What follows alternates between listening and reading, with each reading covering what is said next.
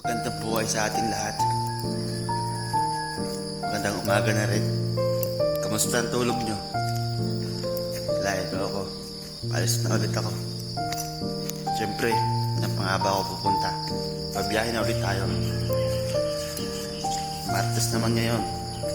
Hindi ko may inaasahan ulit ngayon na marami ng pasahero. Alam nyo naman.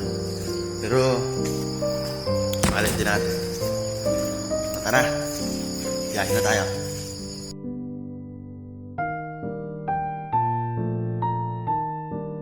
At ito na nga, nasa kalsada na ulit tayo. Siyempre maghahanap na naman tayo ng pasahero. Nakapaghatid na nga pala ako ng mga estudyante. Tanging doon nga lang tayo kumukuha ng buhay na mano. At saka, kung makikita nyo, sobrang damay agad sasakyan. Umaga pa lang. Kaya hindi na ako magtataka kung bakit wala ngayong pasahero. At dito na lang tayo sigurado na magkakaroon tayo ng pasahero. Pero maghihintay tayo rito. Alam nyo naman kasi, may pila tayo. Kaya nga, mas maganda kung mauuna ka sa pila.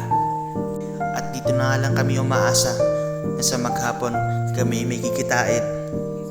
Pero nakadepende pa rin talaga sa pasahero na madating.